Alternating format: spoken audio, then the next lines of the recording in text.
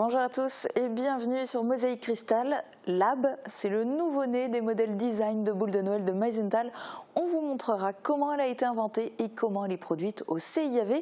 On donnera aussi la parole aux internautes. C'est Marie-Morgane qui s'en chargera. Coucou. Salut. Est-ce qu'ils ont été nombreux, nos internautes, à commenter ce nouveau modèle de boule de Noël? Oui, très nombreux, et on fera aussi un petit retour en arrière pour savoir quelle est leur boule préférée parmi toutes celles déjà créées.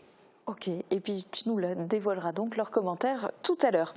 Dans cette émission, on parlera aussi de développement économique sur le territoire de la Casque, de vente directe de viande, et on reviendra sur vos souvenirs de la chute du mur de Berlin. 30 ans après.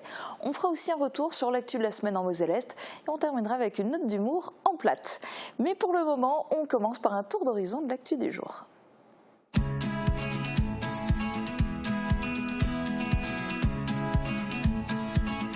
Des activités pour tous les goûts, c'est à Airtrix, chez Best. Voici Lab. C'est le nom de la nouvelle boule de Noël de Meisenthal. Elle a été créée par 2 designers parisiennes.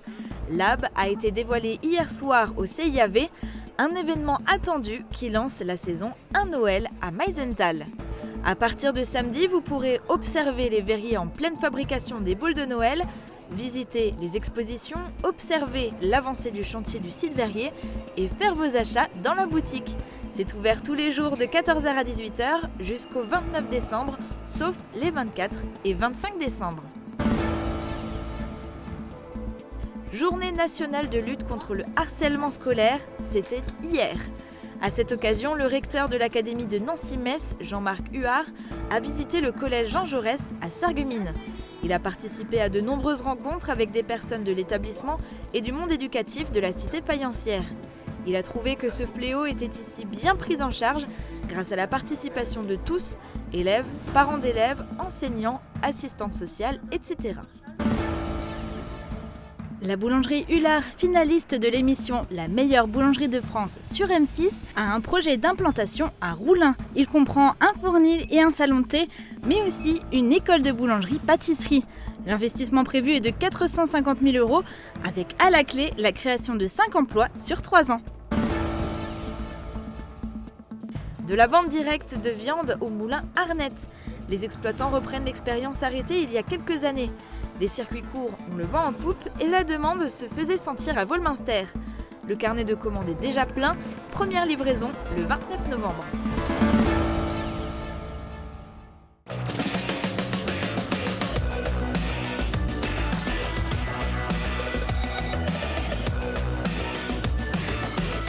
L'Aglo, acteur de l'écomobilité.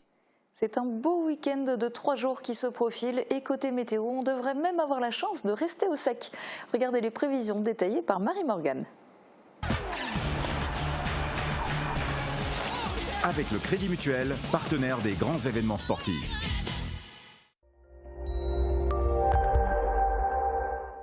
Demain, le ciel sera nuageux en matinée, mais avec tout de même quelques éclaircies. Elles deviendront plus importantes dans l'après-midi. Du côté des températures, il fera très froid le matin, entre 1 et 3 degrés. L'après-midi, elles seront comprises entre 7 et 9 degrés. Dimanche matin, attention au brouillard. Il se dissipera lentement pour laisser passer les éclaircies. L'après-midi, un voile nuageux va laisser place à un ciel de plus en plus lumineux. Les températures seront comprises entre 2 et 9 degrés. On est à la veille d'un long week-end, alors jetons un coup d'œil aux prévisions pour lundi. Là encore, il y aura du brouillard qui devrait se dissiper rapidement pour faire place à des éclaircies. L'après-midi, le soleil sera parmi nous, mais parfois caché derrière quelques nuages. On aura un peu plus froid, les températures seront comprises entre -1 et 5 degrés. Demain, nous serons le samedi 9 novembre et nous souhaiterons une bonne fête au Théodore. Le soleil nous accompagnera de 7h32 à 16h58. Dimanche matin, on pourra observer une petite brume matinale dans une ambiance automnale, comme sur cette photo qui nous a été envoyée par Charles Schaeffer.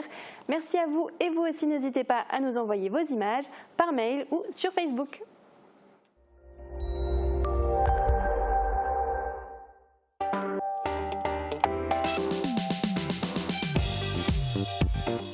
Plus de sport vous donne rendez-vous samedi à 18h pour un direct exceptionnel.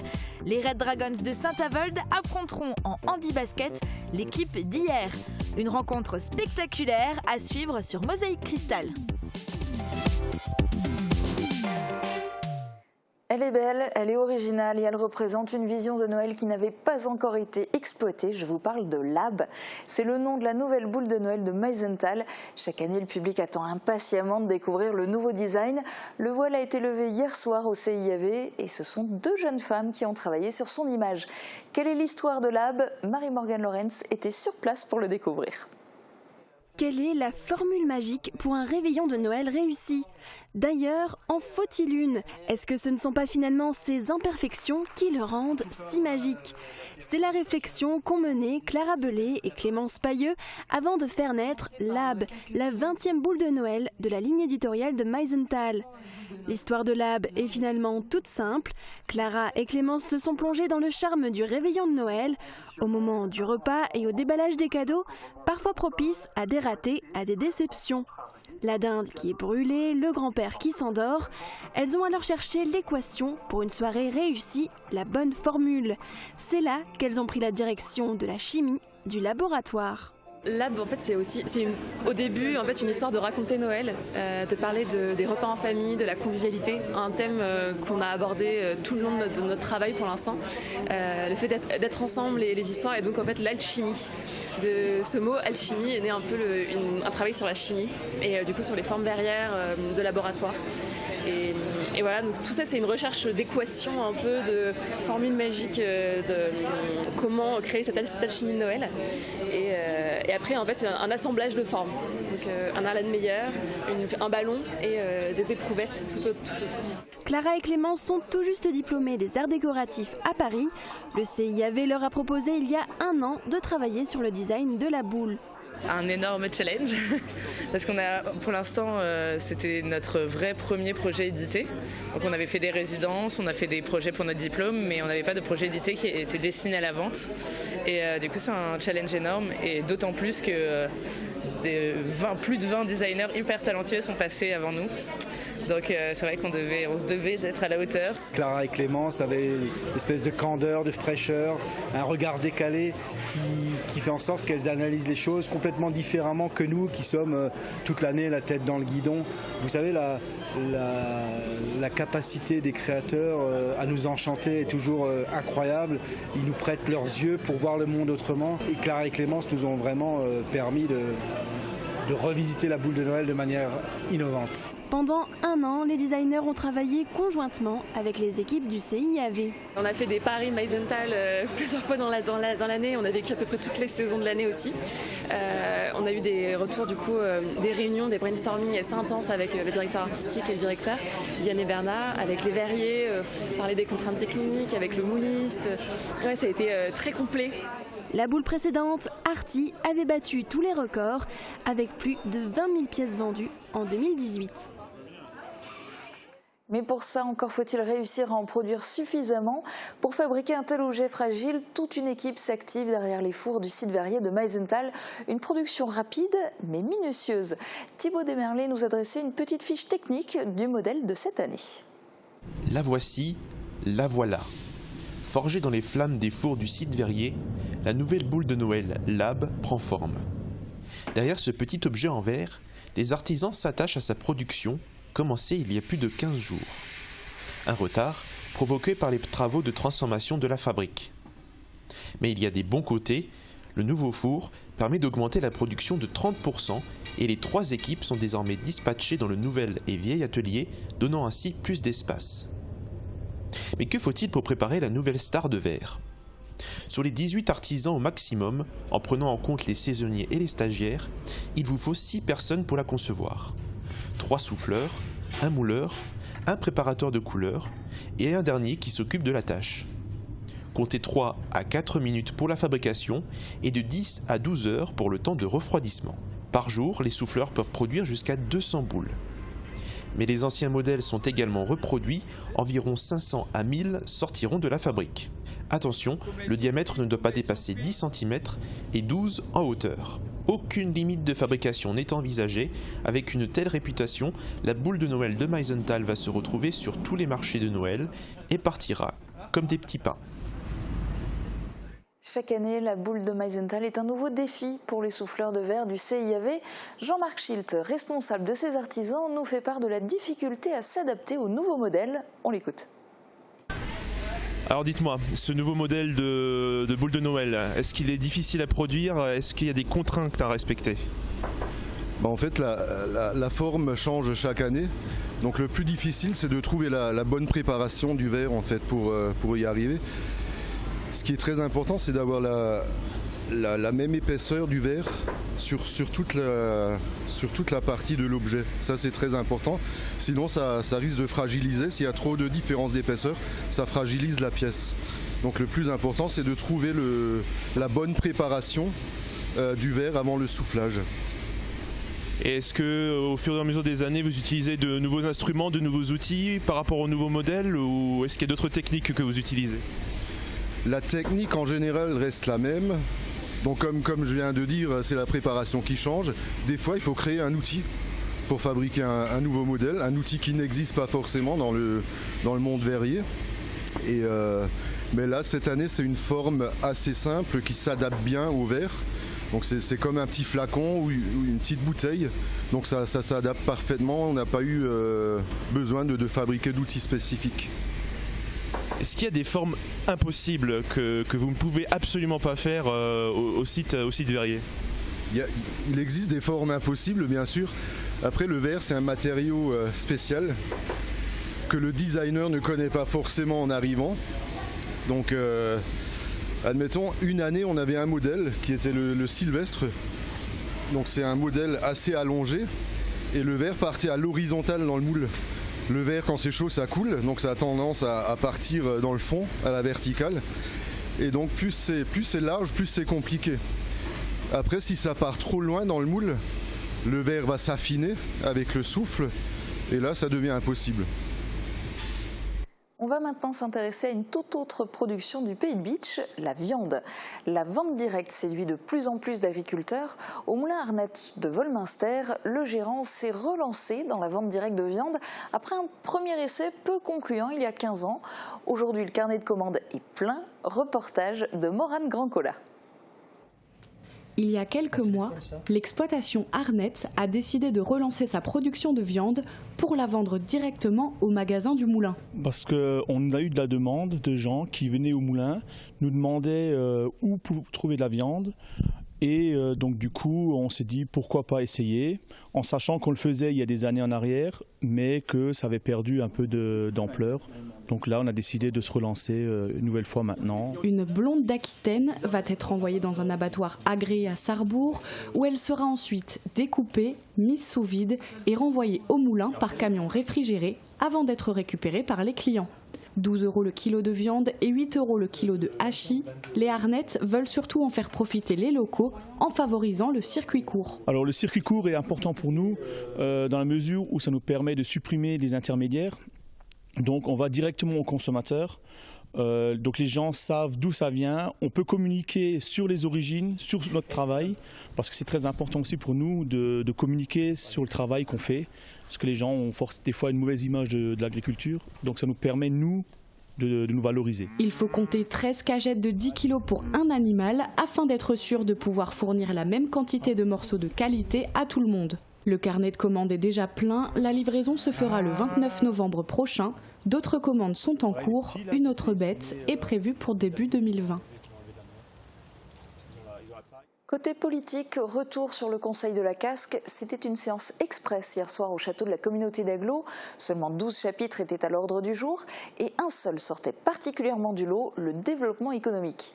Retour en images sur les bonnes nouvelles annoncées hier soir. Ça déménage du côté des entreprises. Plusieurs changements de site se profilent, tous assortis de quelques créations d'emplois.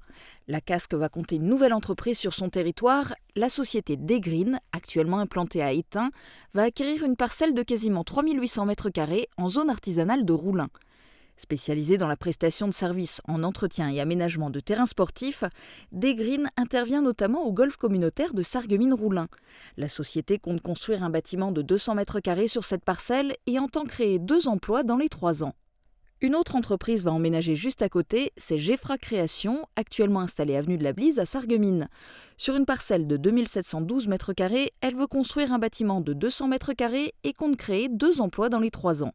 L'occupant de la parcelle attenante, par la RS Auto, va acquérir une surface complémentaire de 329 mètres carrés pour améliorer la circulation sur son site. Enfin, la boulangerie Hullard, récemment médiatisée pour sa participation à une émission sur M6, a pour projet de s'implanter sur une parcelle de 5 669 mètres carrés sur cette même zone artisanale de Roulin. Il s'agit là d'un projet d'un peu plus grande envergure. L'entreprise veut créer 5 emplois en 3 ans et investir 450 000 € pour construire un fournil, des bureaux, un salon de thé et une école de boulangerie-pâtisserie. Sur la zone industrielle de Sarralbe, la société Ostac SAS, entreprise de pompes funèbres et de menuiserie spécialisée, va s'agrandir sur une parcelle de 3 306 mètres carrés, située juste en face de son implantation actuelle. La société désire investir 250 000 € pour construire un bâtiment de 200 mètres carrés. Dans un premier temps, Ostac SAS compte créer un emploi. Dans un second temps, un transfert sur Sarralbe de l'activité de marbrerie funéraire sera étudié. C'est la seule entreprise qui n'a pas obtenu l'unanimité des conseillers communautaires, même si les abstentions n'étaient pas dirigées contre elle. Sur le principe, moi, je m'abstiendrai là, même si je ne suis pas contre qu'on ait une activité supplémentaire. Dans ce domaine-là, il y a toujours des besoins. Mais c'est surtout pour faire écho justement à cette interdiction qu'on a, nous les communes rurales, de pouvoir utiliser ces dépositoires que l'on a construits, qui nous ont coûté de l'argent, qui ont même été subventionnés par l'État quelquefois. L'État qui après nous dit vous n'avez pas le droit de vous en servir. Je note une abstention de protestation. Voilà, parce qu'en réalité nous n'y sommes pour rien. Donc nous subissons tous les choses de la même manière. 2 abstentions, 3 abstentions, 4 abstentions de protestation. Voilà. N'en faites pas trop, après on ne pourra plus vendre la parcelle. Comme pour toutes les parcelles des zones économiques de la Casque, le prix est fixé à 10 € hors taxe du mètre carré pour les surfaces utiles et 2,5 € du mètre carré pour les surfaces de talus. Au total, la Casque va toucher 131 260 € pour ces 5 parcelles. Si les acquisitions sont finalisées dans l'année, car les délibérations d'acceptation de vente sont votées pour 1 an. Faute d'avoir pu finaliser son opération dans le délai imparti, la société AMGS a par ailleurs obtenu hier soir une nouvelle délibération, valable 1 an, pour l'achat d'une parcelle de 10 589 mètres carrés pour un montant hors taxe de 78 522,50 €. Cette société spécialisée en mécanique générale veut s'implanter sur l'Europole 1 en réalisant une construction de près de 300 mètres carrés de bureaux et 1200 mètres carrés de hall pour un investissement de 700 000 €. Que des bonnes nouvelles donc du côté économique, et le meilleur est peut-être encore à venir. J'ai espoir peut-être que le Père Noël sera généreux avec nous à la fin de l'année. On l'aurait bien mérité. On aura peut-être, avec un peu de chance, l'occasion d'en reparler. Du teasing applaudi avant l'heure, mais le président de la Casque laisse planer le suspense. Rendez-vous le 12 décembre pour le dernier conseil communautaire de l'année. Dans un instant, on regarde ce que nos internautes pensent des boules de Noël de Meisenthal. On fait un bond dans le passé. Il y a 30 ans avait lieu la chute du mur de Berlin. On vous présentera aussi un éleveur de Highland Cattle et on reviendra sur l'actu de la semaine en Moselle-Est. A tout de suite. Nouvelle construction ou transformation, au Pays de Beach, vous bénéficiez d'un service mutualisé de proximité.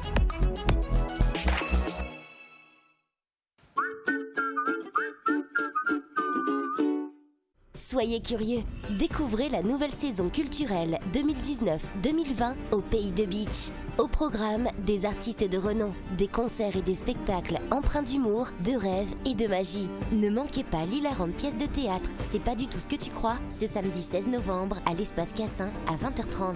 Informations disponibles à l'espace René Cassin de Beach ou sur www.cc-paysdebeach.fr.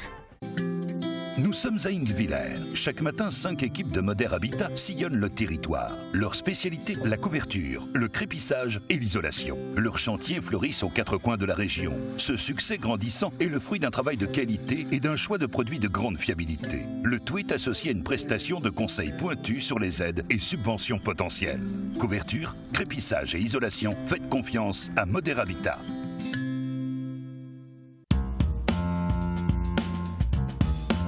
Ne cherchez plus, le roi des vins est à Stirin-Wendel.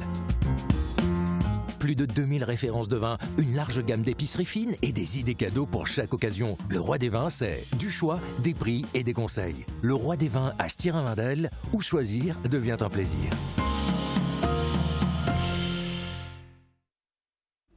Tout le mois de novembre, AVS Médical vous offre jusqu'à 20% de remise sur les matelas confort. Des matelas en mousse à mémoire de forme et équipés d'une housse en bambou qui régule la température du corps. Plusieurs modèles sont disponibles à partir de 379 € seulement. La livraison est offerte.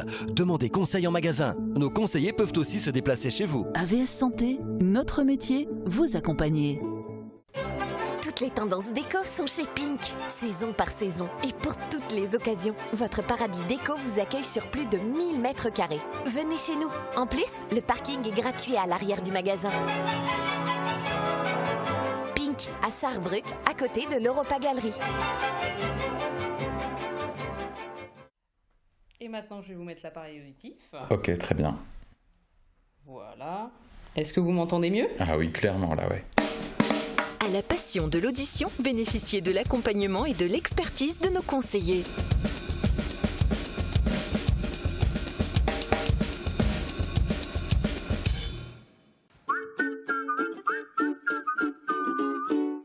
On l'a vu en début d'émission, Lab est la nouvelle boule de Meisenthal.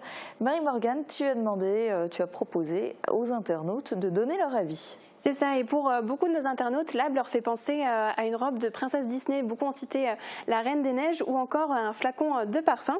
Et Renato a commenté, c'est la plus belle jusqu'à présent.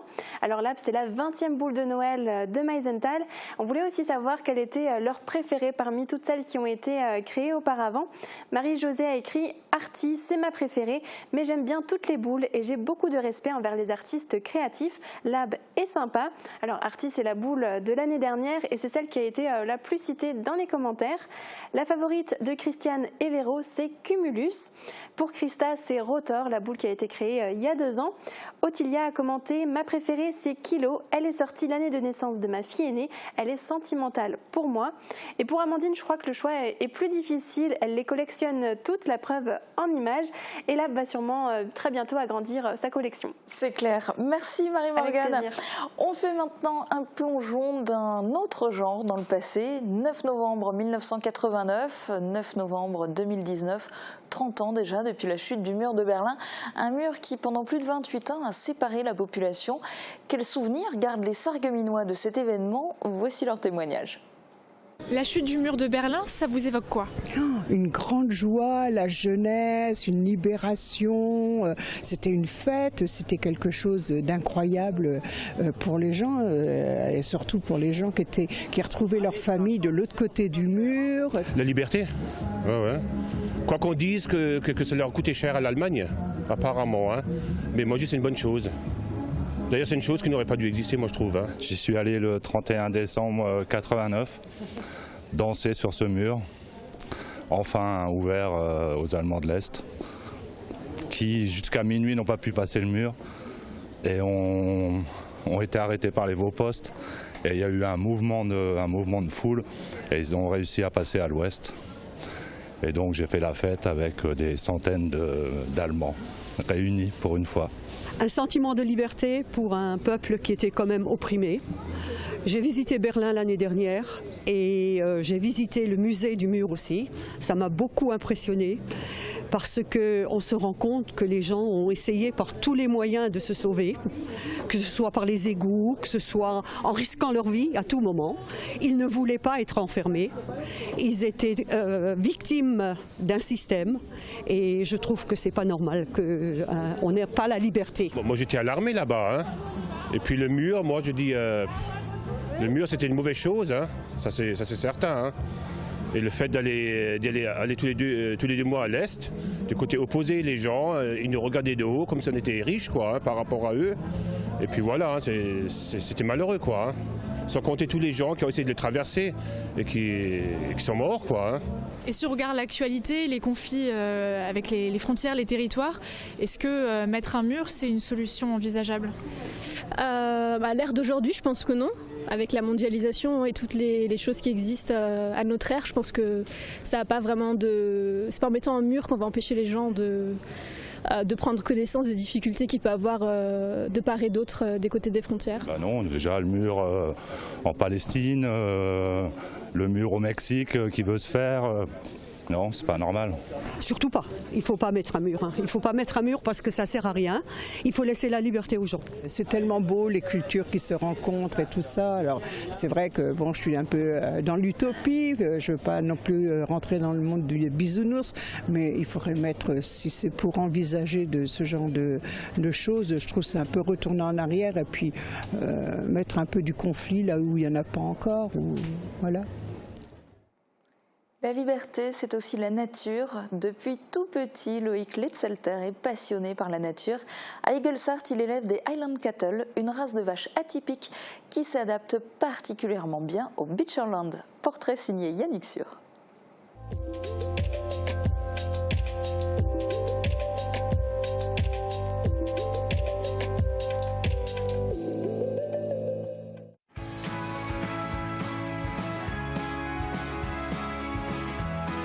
Comment ça a commencé? Déjà avec beaucoup de passion depuis petit. C'est quelque chose qui m'est venu des grands-parents. Ils avaient à l'époque, comme tout le monde, des animaux. Et je passais vraiment tout mon temps étant petit avec les grands-parents pour aider vraiment le travail de la ferme. C'est suivi cette passion-là par les lycées agricoles où on a perfectionné un petit peu notre savoir. Et après, c'était le grand saut. Hein. C'est vraiment la concrétisation d'un projet de tout petit. C'est de se lancer vraiment, d'avoir mon exploitation. Aujourd'hui, on en est où? On a pris un virage à 90 degrés il y a 5 ans, en laissant de côté un job que j'avais, et pour devenir éleveur à temps plein, profiter de cette passion-là, de cette envie de travailler avec la nature de nouveau. Et aujourd'hui, voilà, on en est là avec des animaux, une vie bien remplie et pleine de bonheur. La particularité du Highland, la première, j'ai envie de dire, rien qu'à la voir, ça bouille. Elle est vraiment atypique, elle est jolie. C'est vraiment une bête qui est adaptée aux conditions qu'on connaît un petit peu ici. On est bien réputé pour nous dire que le Beacherland, c'est la petite Sibérie. Donc elles sont vraiment bien adaptées à ces conditions-là, rigoureux en hiver, et on peut bien le voir, elles le supportent bien les hivers avec le manteau laineux dont elles se couvrent avant l'arrivée des grands froids.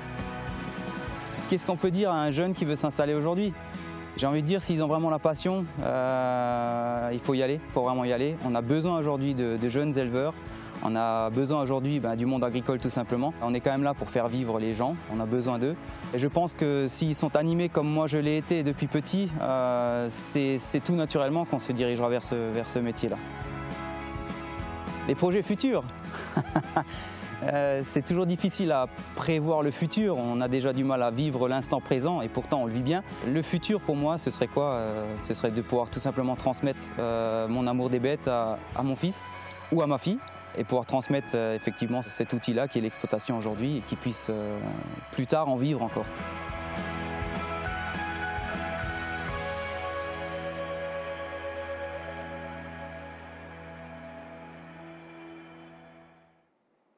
Je vous propose maintenant de revoir en bref les événements qui ont marqué l'actualité cette semaine en Moselle-Est. Voici ZapMe réalisé en partenariat par TV8 et Mosaïque Cristal.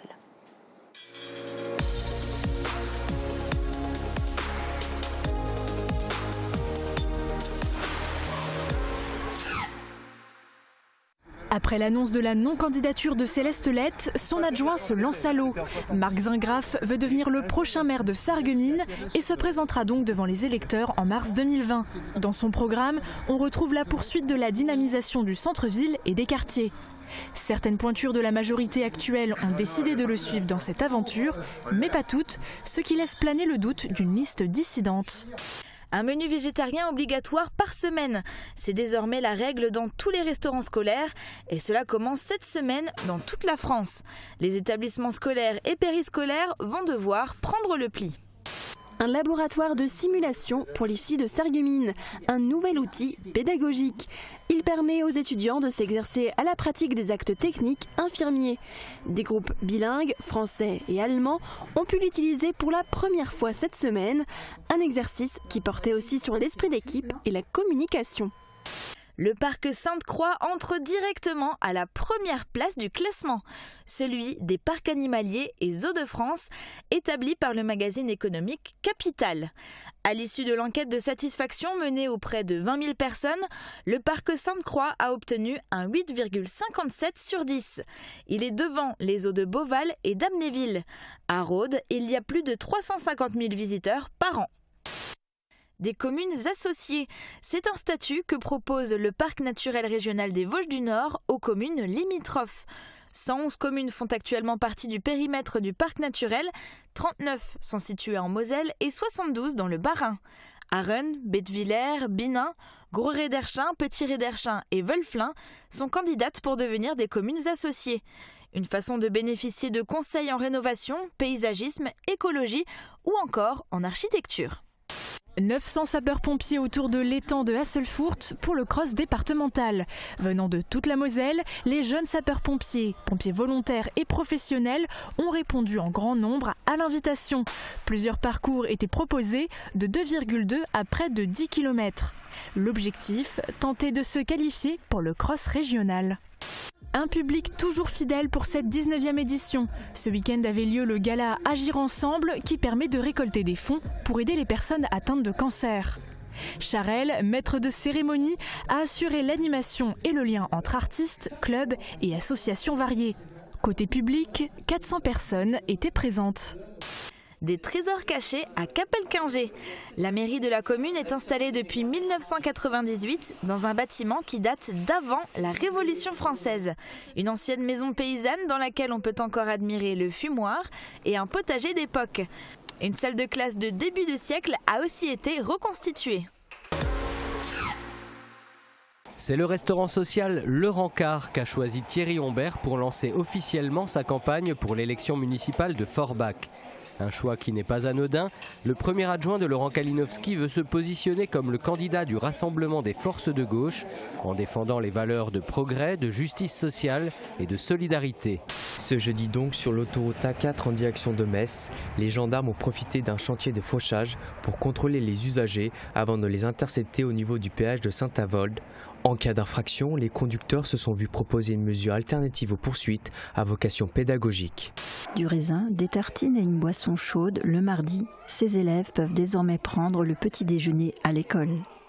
Un dispositif expérimental limité pour l'instant aux écoles maternelles en zone prioritaire, où environ un tiers des élèves arrivent le matin le ventre vide.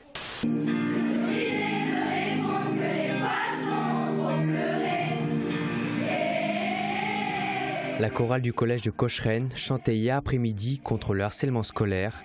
Pour leur 3e année de mobilisation, l'équipe encadrante et les classes de 5e ont convié la chanteuse locale Marina D'Amico. Le 28 septembre dernier, en marge d'un rassemblement U6-U7 à Forbach, une altercation avait éclaté entre le père d'un jeune joueur d'Alstin et un éducateur de Kerbach sous les yeux des enfants. Enfants, parents et éducateurs des deux clubs se retrouvent aujourd'hui au stade de Kerbach pour une journée interclub.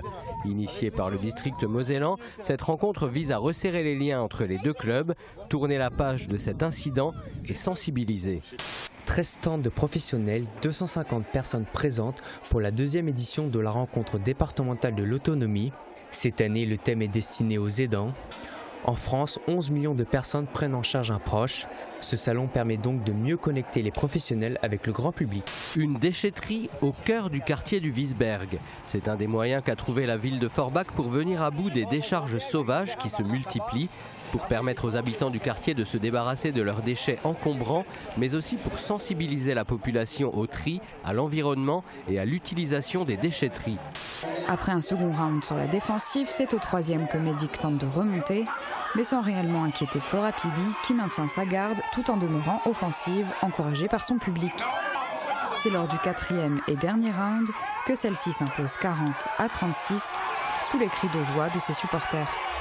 Poursuivre la coopération franco-allemande en matière d'éducation artistique et culturelle, c'est l'objectif de la convention signée hier au Carreau par la ministre de l'Éducation et de la Culture du Land de Sarre, la directrice régionale des affaires culturelles et le directeur académique des services de l'éducation nationale de la Moselle.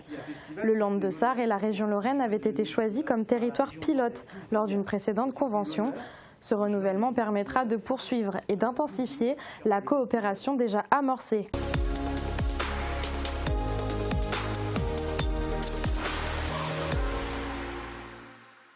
C'est bientôt l'heure de la sieste, c'est peut-être pour ça que notre joyeuse plate-bande a choisi de parler des meubles les plus confortables pour se détendre.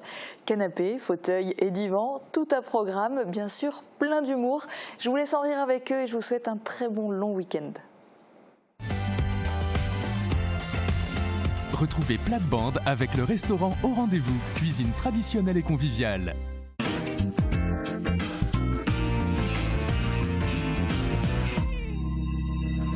So, bonjour liebe Zuschauer, also heute machen wir uns mal ganz gemütlich auf dem Schäßler oder auf dem Kanapee.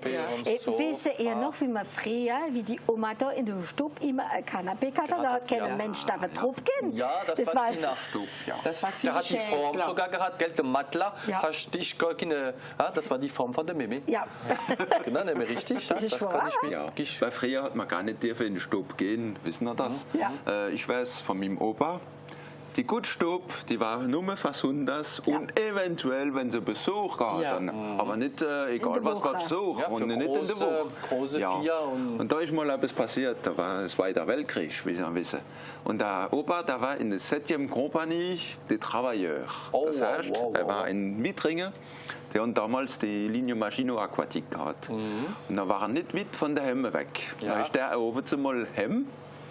Und sieht da die französischen Soldaten in der Stube, auf seinem Kanapee, wo er sowieso nie gedurft hat. Und er hat Schlapper und alles. Haben die mit den dreckigen Schuhen da gesetzt und haben sie algerischen Wind getrunken. Da war Fuchswild. Also ich nicht den Unterschied zwischen dem Kanapé und dem Divan. Der Divan ist wie der Kanapé, aber ohne Dossier, gell, glaube ich, und ohne Reclame. Also wir haben da in der Mediathek einen Haufen Bücher über Möbel und so weiter, gell?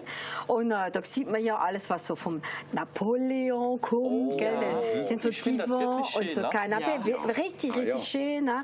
Und natürlich gibt es auch noch so die Chaiselongue, so, gell?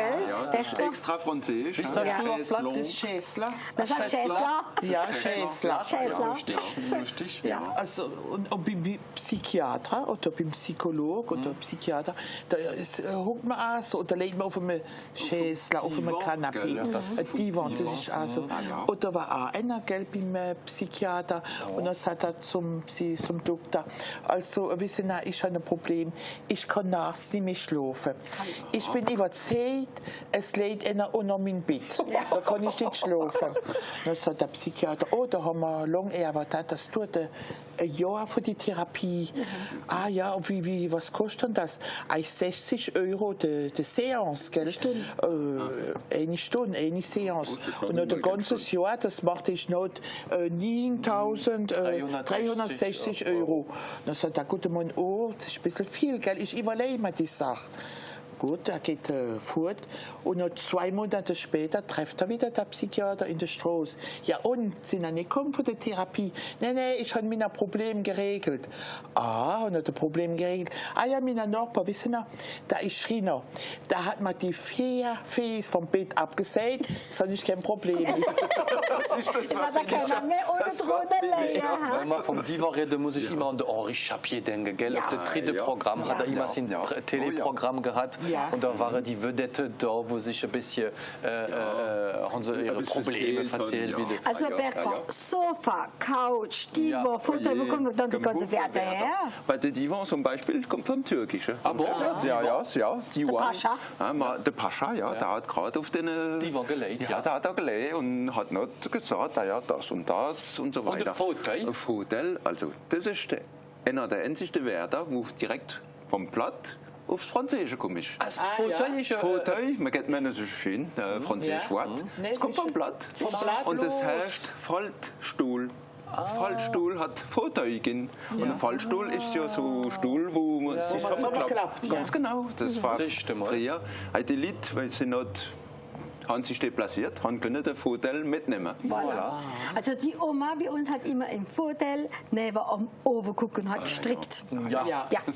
Und hätte das hat man kein Kanapé mehr oder man hat auch gar kein Schäsler mehr, das wäre ja gar nicht mehr groß genug, da ist ja gar kein Ricklin dran. Wirklich haben sie ja so richtige Beta, die Dinger da schon gesehen.